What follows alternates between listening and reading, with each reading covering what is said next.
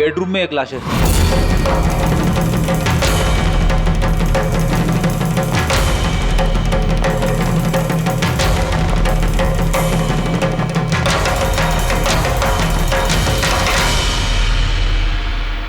आवाज सुन के उठने की कोशिश की होगी, यहीं पे मार दिया।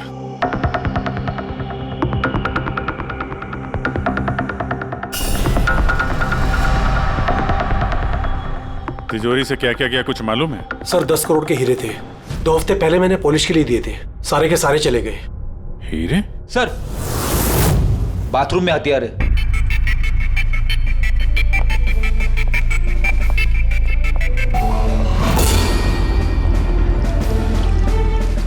लगता है इसी हथियार से सबको मारा है।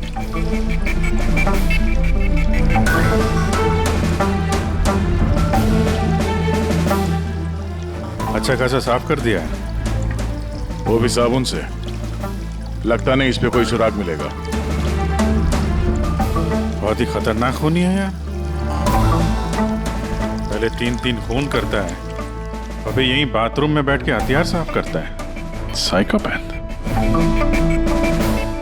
अच्छा, इन हीरों के बारे में कोई और भी जानता था? सर 3 लोग जानते थे। कौन है? आइए बताता हूँ सर। एक सेठ भाई का भतीजा करुणेश, 2 एम्प्लॉय थे, सतीश और सर मानिक। आइए सर मैं दिखाता हूँ।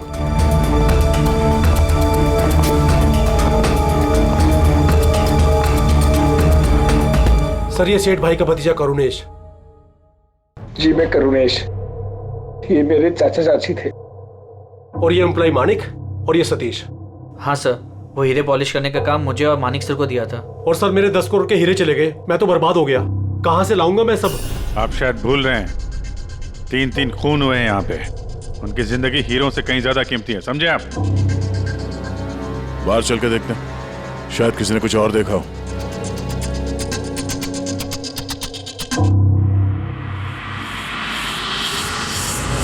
हमें कल रात की सीसीटीवी फुटेज चाहिए। ये कैमरा चल रहा है ना? हाँ साहब, लेकिन कल रात 2 से 3 बजे के बीच लाइट कट गई थी साहब।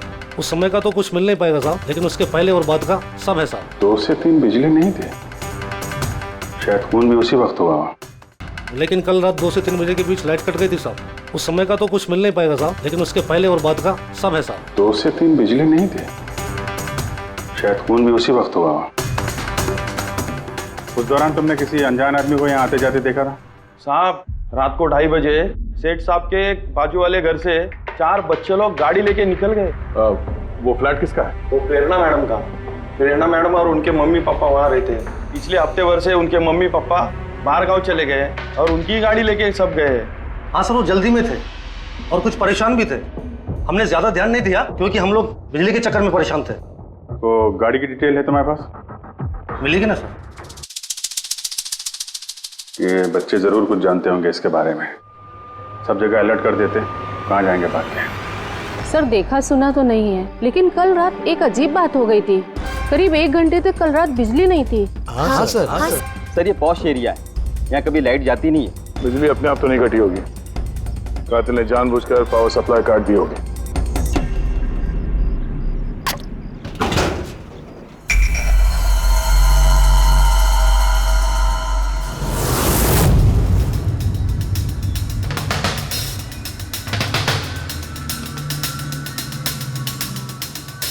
सर ये देखिए, छेड़छाड़ तो हुई है।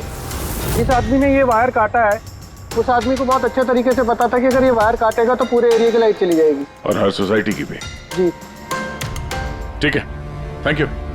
साफ है, किसी ने रात को 2 बजे इस जंक्शन बॉक्स से पावर सप्लाई कट कर दिया था, जिससे सोसाइटी का जो सीसीटीवी कैमरा है वो ऑफ हो जाए। उसके बाद वो कंपाउंड में घुसा और मिस्टर सेठ के घर में घुस गया।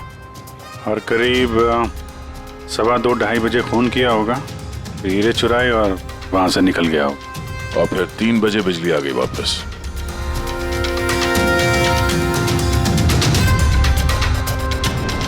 सर आपकी थियोरी में थोड़ी गड़बड़ लग रही है। क्या गड़बड़ है? उन तीनों की मौत 2 से 3 के बीच नहीं हुई है। क्या? तो फिर मौत कब हुई? इसके लगभग 1-1.25 घंटे पहले। मतलब 1:15 से 1:15 बजे के बीच। ये कैसे पॉसिबल है सर? इन तीनों की बॉडी का टेम्परेचर और बॉडी के अंदर की स्थिति यही बताती है कि इनकी मौत 1:15 से 1:15 बजे के बीच में ही हुई। और तो और ये मिस्टर सेठ की घड़ी, हमले के बाद इन्होंने जरूर कातिल के वार को अपने हाथों से रोकने की कोशिश की होगी और किसी धक्के से इनकी घड़ी बंद पड़ गई होगी। इस बंद घड़ी का समय दिखा रहा है 12:55। 12:55? तो अगर मौत 1:15 से 1:15 बजे के बीच हुई तो कातिल उसके पहले आया होगा। लेकिन बिल्डिंग की लाइट तो 2 बजे तक चल रही थी सर, और सीसीटीवी कैमरे भी काम कर रहे थे। और बिल्डिंग में सिक्योरिटी भी काफी अच्छी है सर। और सर एक वॉचमैन तो मिस्टर सेठ के घर के नीचे ही खड़ा था। हमने तो सीसीटीवी फुटेज चेक किया था, 2 बजे तक तो कातिल अंदर आया नहीं। तो आया कब? और फिर कातिल ने मर्डर करने के 1 घंटे बाद पावर कट क्यों किया? रेडी? हाँ रेडी। अच्छा, वेरी गुड। रेडी ने उन चारों बच्चों को पकड़ लिया है। शहर से बाहर भागने की कोशिश कर रहे थे। वाशी ब्रिज के पास पकड़ लिया उन्हें। Great work. चारों को यहाँ ब्यूरो में लेकर आने को कहो।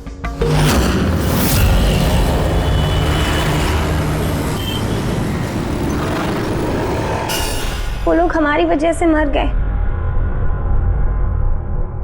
ये सब तुम लोगों ने उन हीरो के लिए किया ना?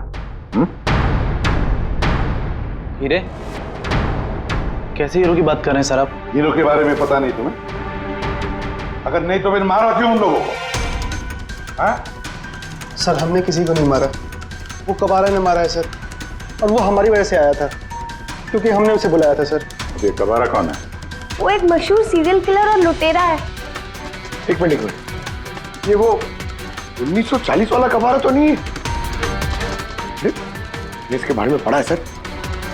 ये सिर्फ लोगों को लूटता नहीं था, बल्कि बहुत बुरी तरीके से उनकी हत्या कर देता था। हाँ वही है। अरे लेकिन उसको तो मर के 50 साल हो गए। तुमने उसे बुलाया कैसे? हम लोग एक हिस्ट्री प्रोजेक्ट बना रहे थे, तो हमें लगा कि रियल लुटेरे को बुलाएंगे तो और अच्छा होगा, तो इसलिए हम उसकी आत्मा को बुला रहे थे। लेकिन सब गड़बड़ हो गया।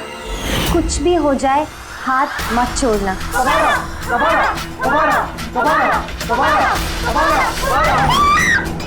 तुमने हाथ क्यों छोड़ दिया रवि? तुम्हें पता है कितना खतरनाक हो सकता है?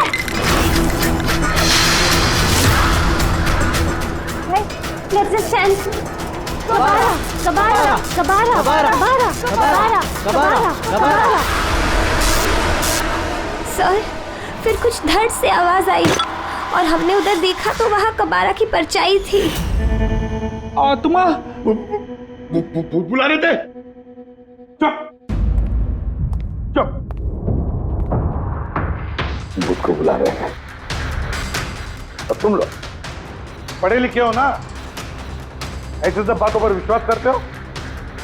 50 साल पहले मरे हुए आदमी की आत्मा आती है, खून कर जाती है और हीरे लेकर भाग जाती है। अरे ऐसे कभी होता है? सर उस साये को मैंने अपनी आंखों से देखा था। उसका मुंह, आंख, नाक कुछ भी नहीं था सर। कितने बजे देखा था उसे? सर 2:05 हुए थे। जब मैंने सेलफोन का टॉर्च ऑन किया था तो यही समय था सर। 2:05 यानी लाइट जाने के तुरंत बाद? जाने कातिल अकेला नहीं था, कोई और भी था उसके साथ में? वो कबारा था सर। हाँ सर, हम लोग बहुत घबरा गए थे और हम लोग वहाँ से मोनिका के हॉस्टल पे भाग गए। सर वो मैंने आप लोगों से एक बात छुपाई। एक्चुअली उस रात दोस्तों को डराने के लिए मैंने फ्लैंचाइट के साथ छेड़छाड़ की।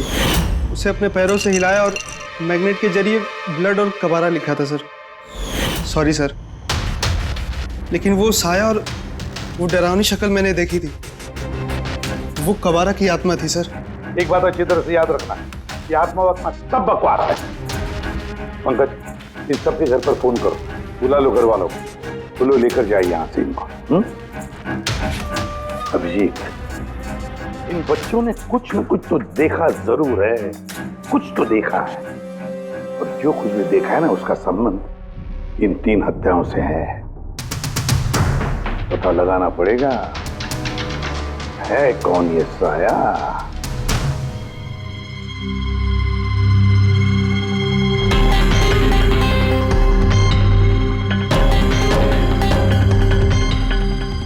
लगता है उन लोगों ने खूनी को देखा होगा। हाँ सर, और खूनी कब आ रहा है? अरे यार बालकनी में चल के देखते हैं, कोई ना कोई सबूत छोड़ के गया होगा तुम्हारा कबारा।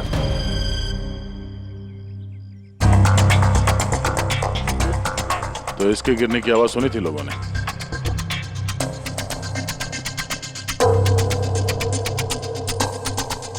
सर वो सेठ जी की बालकनी है, तो खूनी वहां से भागते हुए यहाँ पर आया होगा, तभी ये गमला गिर के टूट गया होगा। देखो जरा भाई।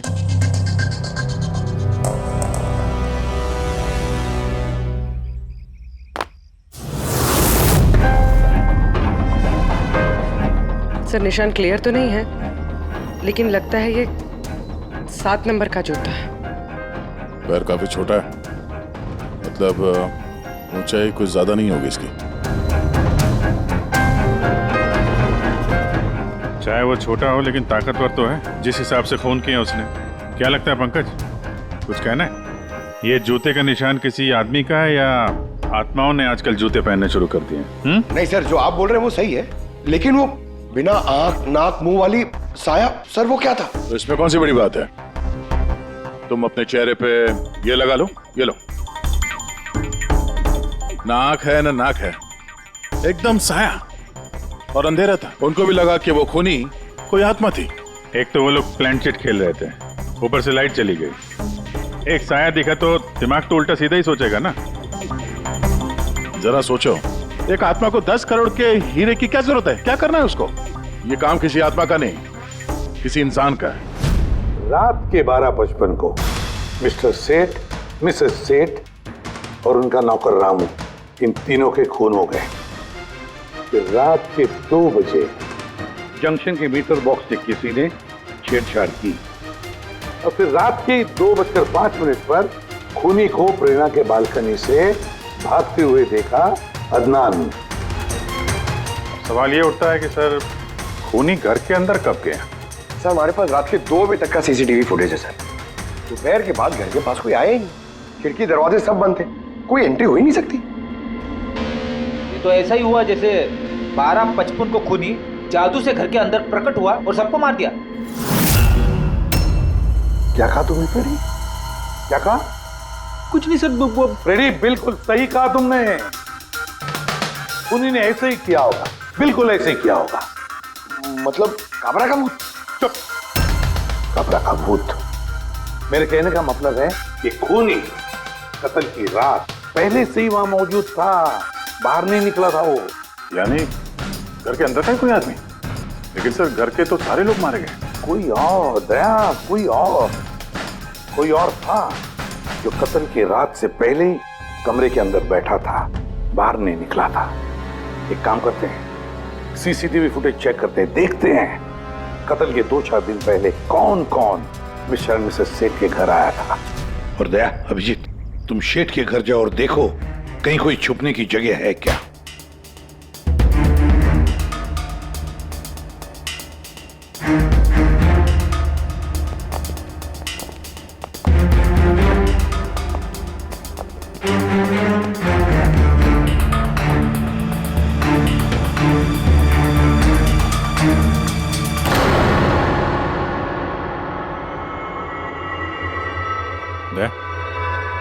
ये चींटियां देखो ऊपर जा रही हैं।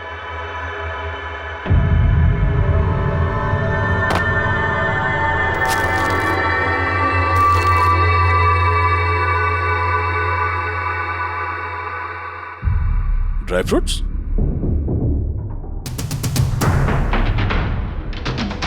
ड्राई फ्रूट लेके वहां ऊपर छुप के बैठा होगा।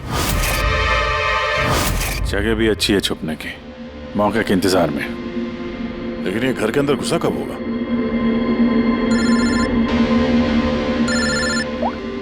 हाँ सर,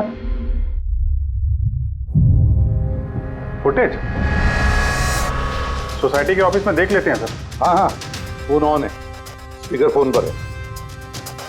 पूर्वी सर, कुछ पता चला कि नहीं?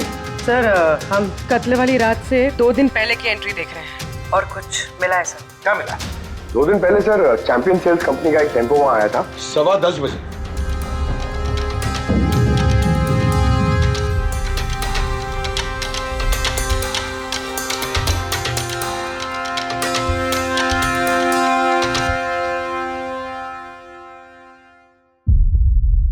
और सर उसके दूसरे दिन यानी कत्ल से एक दिन पहले चैंपियन सेल्स का टेक्नीशियन मिस्टर सेठ के घर आया था। 1 घंटे रुका रहा और फिर चला गया।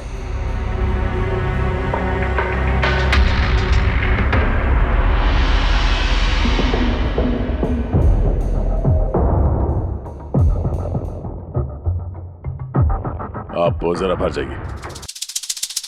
2 लोग आए थे फ्रिज डिलीवर करने के लिए और दूसरे दिन दूसरा आदमी शायद फ्रिज इंस्टॉल करने के लिए, पर 1 घंटे में निकल गया। इसका मतलब है अगर खूनी वहां पर था तो उसने अपने सुराग छोड़े होंगे वहां पर। साळुंखे को बोलो सेठ के घर चले जाए।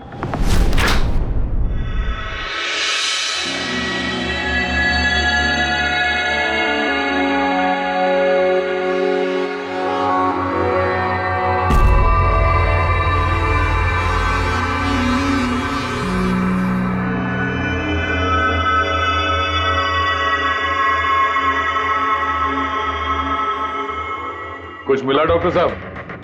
हाँ मिला, इलेक्ट्रोलाइट्स। हाँ, सोडियम क्लोराइड, यूरिया, वो सभी कुछ जो एक आदमी के पसीने में होता है। अच्छा, इसका मतलब कि खूनी जो है वो इस फ्रिज के अंदर बैठ के आया। जब डिलीवरी हुई फ्रिज की उसके अंदर छुप के आया और घर में घुस गया। हाँ सर, कुछ दिन पहले मैंने नया फ्रिज लिया था। कंपनी वाले डिलीवरी के बाद फ्रिज खोलने नहीं देते और 1-2 दिन के बाद जब इंस्टॉलेशन वाला आता है वो फ्रिज खोलता है। तभी मिस्टर सेठ और उनके घर वालों को पता नहीं चला कि कोई और घर के अंदर घुस के बैठा है। बिल्कुल, वो आदमी फ्रिज में घुस करके बैठा होगा। फ्रिज में उसे गर्मी लगी, गर्मी से पसीना आया और वो पसीना फ्रिज में रह गया। लेकिन सालूका साहब, फ्रिज का कार्टन तो सील होता है, तो फिर खूनी अंदर आया कैसे और वो सांस कैसे ले रहा था?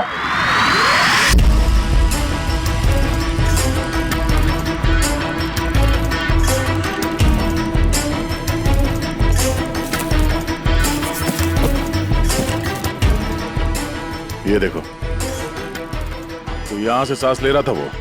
ये तो ट्रोजन हॉर्स वाली कहानी हो गई। Trojan horse? अब ये क्या है? यार, एक बहुत बड़ा लकड़ी का घोड़ा, लेकिन अंदर से खाली, खोखला। अंदर से खोखला? हाँ, जिसके जरिए ग्रीक सैनिकों ने ट्रॉय में घुसपैठ की थी। ग्रीक सैनिकों ने एक बहुत बड़ा लकड़ी का घोड़ा ट्रॉय में भेजा जिसमें सैनिक पहले से ही थे। ट्रॉय में पहुंच के एक सैनिक घोड़े से बाहर निकले और उन्होंने ट्रॉय पे हमला कर दिया। इस खूनी ने भी वही तरीका चुना है और कामयाब भी रहा।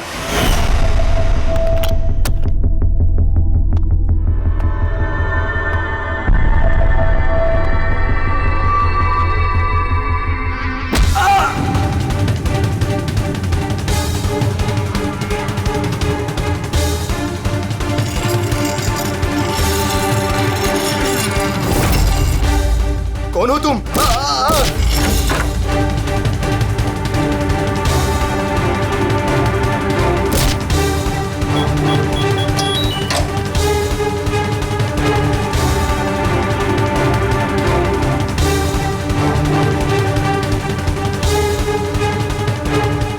और भागने से पहले उसने अपने हाथ धोए, हथियार साफ किया और ठीक 2 बजे उसका साथी जो नीचे इंतजार कर रहा था उसने पावर स्विच ऑफ कर दिया और अंधेरे का फायदा उठा के वो यहाँ से भाग निकला। भागते भागते वो प्रेरणा की बालकनी में गया जहां उसने वो गमला गिराया।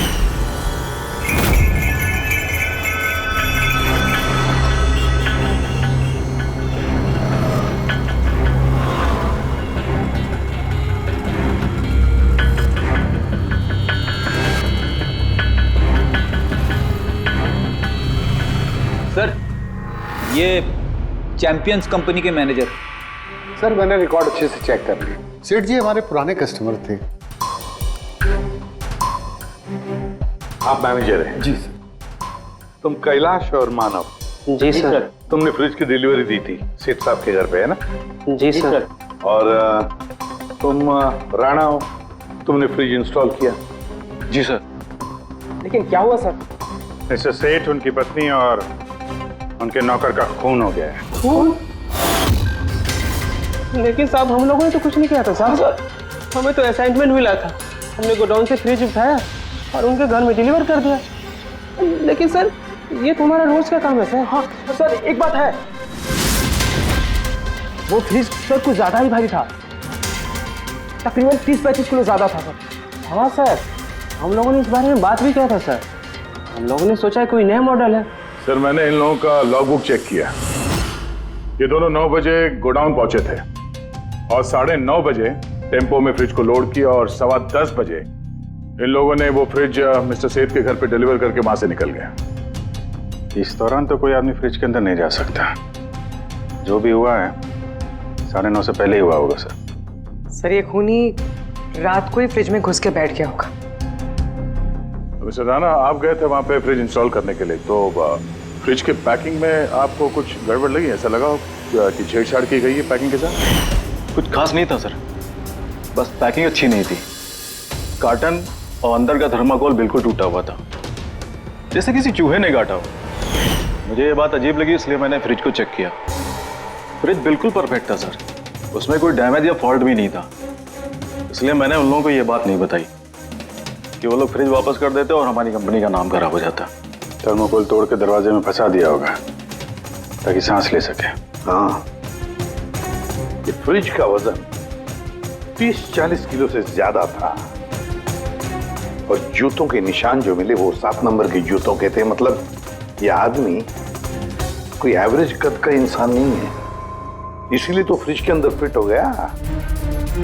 मैनेजर साहब। जी सर। सेठ साहब के घर पे जो फ्रिज भेजा है बिल्कुल वैसा ही फ्रिज यहाँ पर मंगवा लो। ठीक है सर। ढेंचू को बुलाओ।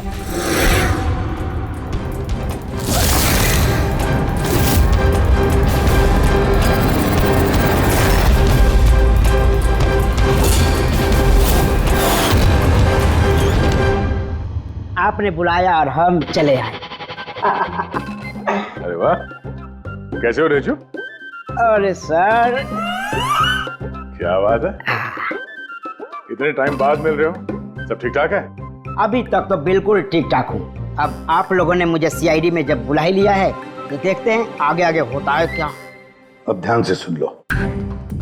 3 खून हुए हैं और हमें यकीन है कि खूनी उस फ्रिज के अंदर बैठकर चुपकर घर के अंदर घुसा, 3 लोगों का खून किया और भाग गया। इस फ्रिज के अंदर? हाँ, इस फ्रिज के अंदर। और सर?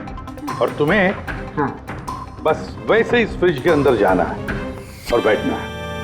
सर, मुझे फ्रिज के अंदर जाना है? हाँ। वो फ्रिज का दरवाजा बंद हो जाएगा? बिल्कुल। तुम्हें फ्रिज के अंदर बैठकर बाहर निकलने की कोशिश करनी है।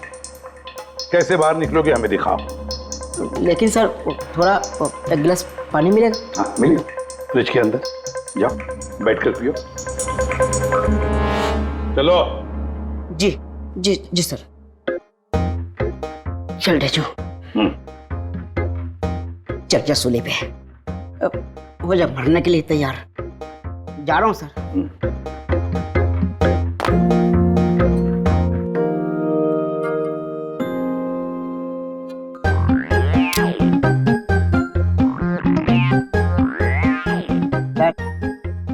देखिए, अब देखिए ढेचू का कमाल।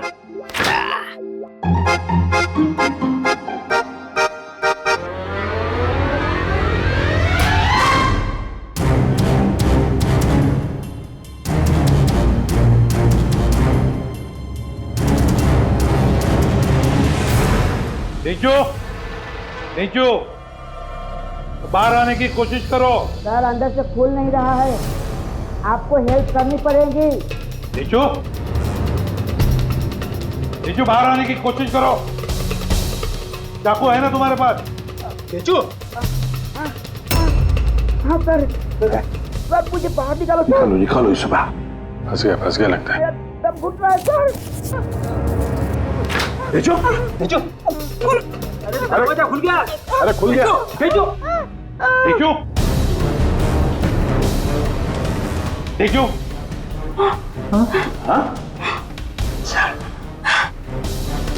मेरा चश्मा हाँ मिलेगा, सब मिलेगा। रेडी, कॉफी पिलाओ इसे। जाओ। Thank you. मुझे लग ही रहा था कुछ ना कुछ तो गड़बड़ जरूर है। सेठ के फ्रिज का जो कार्टन है, जो बॉक्स है, उसे इतनी सफाई से काटा है बाहर से। अंदर से बैठ के कोई काट ही नहीं सकता बॉक्स को वैसे।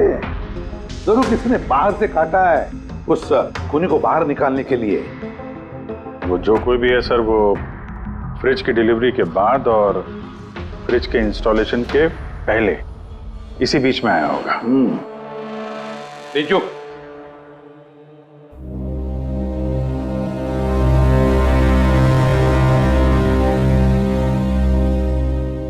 नीचू काम करो। हमारा ये खूनी दुबला पतला है, 30-40 किलो का है, मगर ताकतवर है। तुम्हें ऐसे आदमी को ढूंढना है जिसके पास अचानक से ढेर सारा पैसा आया है, जो जुए में उड़ा रहा है, नाच गाने में पैसे उड़ा रहा है। ऐसा आदमी वही हमारा खूनी है। सर। हाँ पूरी। सर, फ्रिज की डिलीवरी और इंस्टॉलेशन के बीच मिस्टर सेठ के घर 3 लोग आए। सर, पहला है पन्ना लाल। हाँ, पन्ना लाल सूरत से हीरे लेकर आया था और रात को मिस्टर सेठ के घर में ही ठहरा था। सर, वो हीरे तो उसी के थे, वो उनके लिए खून क्यों करे? हो सकता है उसने इन हीरों का इंश्योरेंस करवाया हो और इंश्योरेंस कंपनी से दुगना फायदा कमाने के चक्कर में ये सब खेल खेला उसने। और सर, दूसरा है मानिक। वो मिस्टर सेठ की कंपनी में काम करता था। हीरो की पॉलिश तो इसी ने की थी ना, क्या पता सर इसकी नीयत खराब हो गई हो। तीसरा है मिस्टर सेठ का भतीजा करुणेश। हाँ सर, ये करुणेश उनके यहाँ रहता नहीं था, उनकी कंपनी में काम करता था और हीरो के बारे में उसे सब कुछ पता था। हो सकता है लालच में आकर उसने उन लोगों का खून कर दिया। डेजू। हाँ डेजू, बोलो। सर, एक आदमी है विक्टर। सर, उसका हुलिया सेम टू सेम वैसा ही है जैसा आप लोगों ने बताया था। और सर, वो बड़ी आसानी से फ्रिज में समा सकता है। और सर, कुछ दिनों से वो बड़ी ही बकी बातें कर रहा है, जैसे उसे कोई कुबेर का खजाना हाथ लगने वाला हो या फिर कोई खजाना हाथ लग गया हो। सर, वो बड़ा ही सनकी और खूंखार टाइप का आदमी है। सुना है कुछ साल पहले वो सीरियल किलर भी रह चुका है। सर, एक और सबसे इम्पोर्टेंट बात, खून अगर विक्टर ने किया है तो अपने पास ज़्यादा वक्त नहीं है सर। या तो देश छोड़ चुका होगा या फिर देश छोड़ने की फिराक में होगा। विक्टर तो मोहरा है, उसके पीछे दिमाग कोई और ही है। ये विक्टर देश छोड़कर भागने की सोच रहा है। भाग के जाएगा कहाँ सर, भागने देंगे तब ना। इसके फोन के लोकेशन से पता कर लेंगे कहाँ छुप के बैठा हुआ है। बहुत मेहनत है सीआईडी में। सर, यही कहीं है ना? हाँ डेजू, उसके मोबाइल का लोकेशन वहीं आसपास कहीं दिखा रहा है। फोन करने के बाद से वहीं पे छुपा हुआ वो। ठीक है।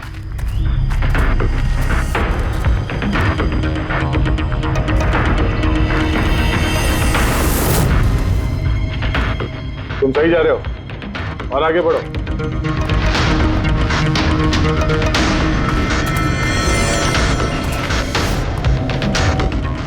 पंकज सर,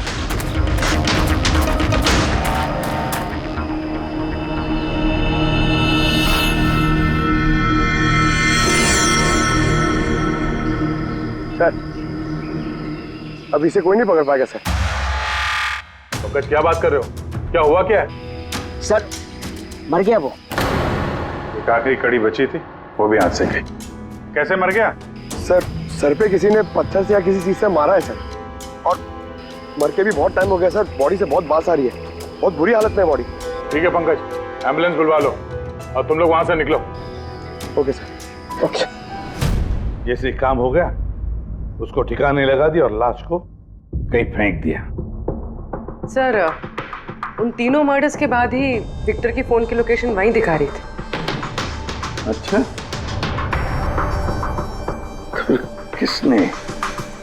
किसने किए होंगे खून? ये पन्नालाल, मानिक या करुणेश?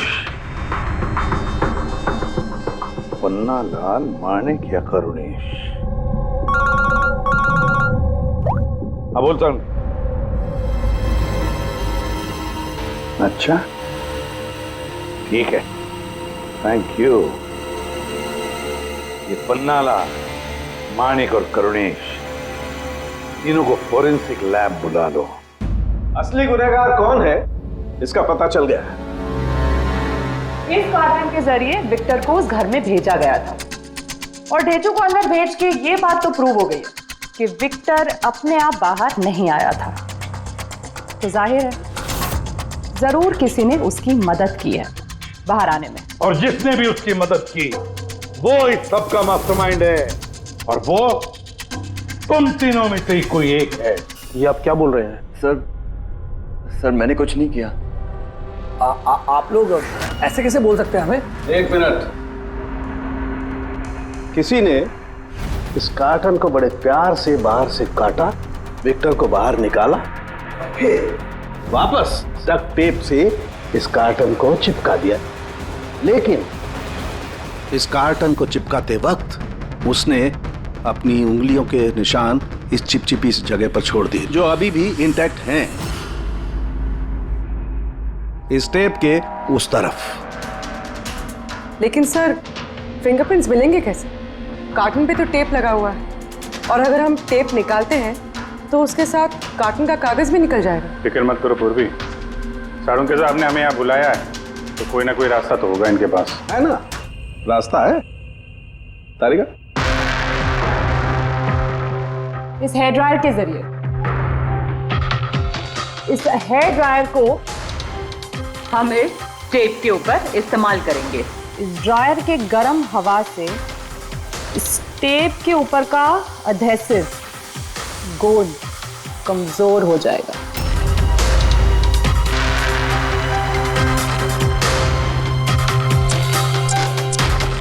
ये देखिए, फिंगरप्रिंट्स साफ साफ नजर आ रहे हैं। क्या बात है तारिका जी, कमाल कर दिया।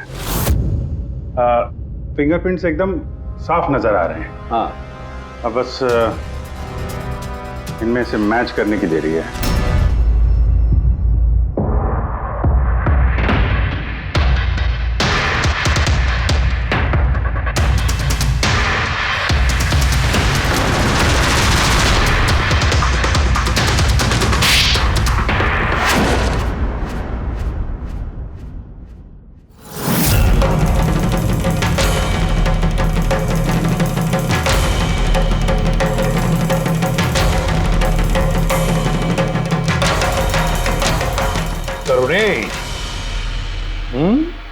हाँ, मैं नहीं किया। मुझे उन हीरो के बारे में पता था, और मुझे ये भी पता था कि वो लोग एक नया फ्रिज लेने वाले हैं। और तभी मुझे एक आइडिया आया। मैंने उस फ्रिज को ट्रोजन हॉर्स की तरह यूज करके विक्टर को उस घर में पहुंचाया। विक्टर को तो मैंने हीरो का लालच दे दिया था, और वो रात को वेयर हाउस जा पहुंचा और मौका देखकर अंकल के पर्ची वाले फ्रिज में जाकर छुपकर बैठ गया। फिर डिलीवरी के बाद तुम उनके घर गए और विक्टर को फ्रिज से बाहर निकाल लिया। उस रात मैं चाचा जी के घर पे ही रुका था।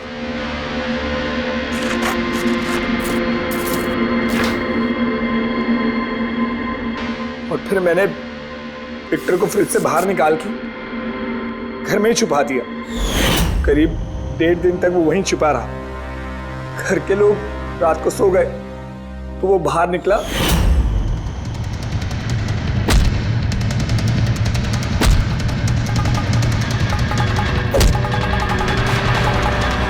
उसने सबको मारा और फिर हीरे चुराकर मेरे पावर कट करने का वेट किया। ओह, तो इसीलिए विक्टर अपने हथियार और हाथ साफ कर रहा था, इलेक्ट्रिसिटी बंद होने का इंतजार कर रहा था, क्यों?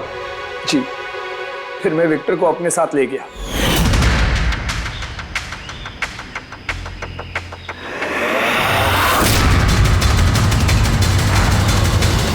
और मारने के बाद उसे फेंक दिया ताकि मुझ तक कोई ना पहुंच सके। इतना सोचा, कितनी प्लानिंग की, लेकिन अकल तुक्की पड़ गई इसकी। ये नहीं सोचा चाहे कुछ भी हो, सीआईडी वालों के हाथ तो तुम तक पहुंच ही जाएंगे। हर गुनहगार कोई ना कोई गलती करता ही है, जैसे तुमने। अपनी उंगलियों के निशान छोड़ दिया ना इधर, बस हमारे लिए उतना ही काफी था। 4 खून किए तुमने हीरो की लालच में। अब भुगतो अपने कर्मों के फल। कड़ी से कड़ी सजा होगी तुम्हें, शायद फांसी।